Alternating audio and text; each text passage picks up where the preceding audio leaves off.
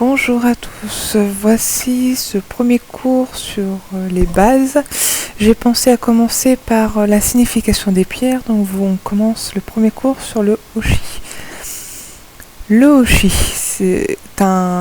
il a, comme toutes les pierres, des avantages et des inconvénients, on va dire. Les avantages du hoshi, il occupe une bonne position en un seul coup. Il est ni trop haut, ni trop bas. Il n'a pas de direction privilégiée. C'est un axe de symétrie en fait. Il va à la fois très bien vers A et C, comme vers B et D. Il n'y a aucun problème à ce niveau-là. Il choisit la direction qui lui plaît sur le moment dans la partie. Il est aussi également mobile et souple. Alors, en ce qui concerne la mobilité, nous prendrons ce petit exemple-là. Noir a joué son dernier coup en triangle.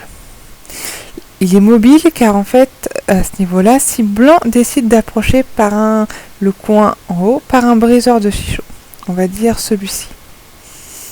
Il peut se permettre de dire, est-ce que je suis attaqué vraiment durement avec cette approche, ou est-ce que je peux me permettre de tenuki et de récupérer les pierres qu'il y a ici, donc d'empêcher que le briseur de chichot fonctionne. À ce niveau-là, oui, car en fait, quand noir prend, blanc attaque les pierres, le coin, ce qui est un très bon avantage pour lui, car le tenuki peut lui permettre de prendre une meilleure position sur le reste du goban dans certaines positions particulières.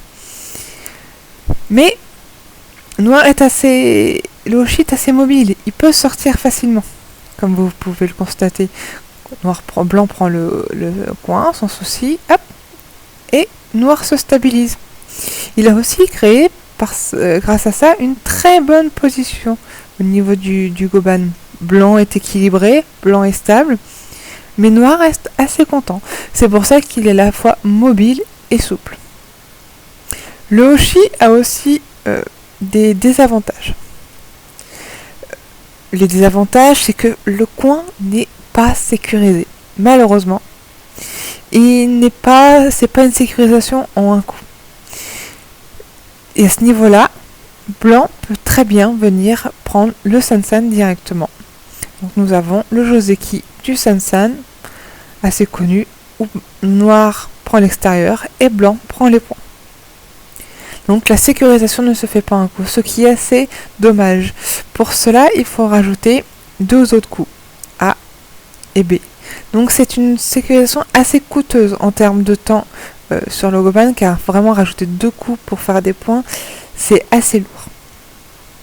C'est une position assez compliquée pour noir, mais en même temps, quand on joue hoshi, on cherche la flexibilité et la mobilité. C'est aussi un coup qu'on peut surtout utiliser pour faire des moyos, par exemple. Car on est en 4e ligne, on peut commencer à vouloir développer quelque chose de plus important.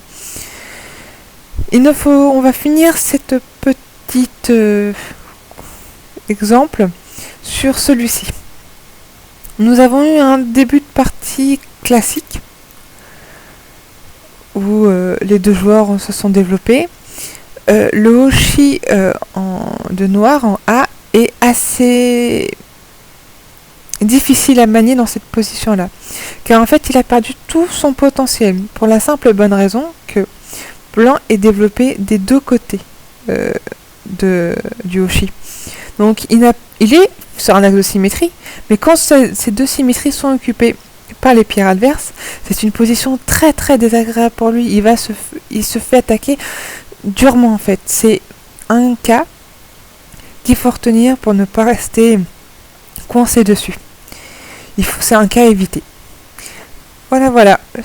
Tout pour ce premier cours-ci. J'espère que ça vous a plu et je vous dis à bientôt.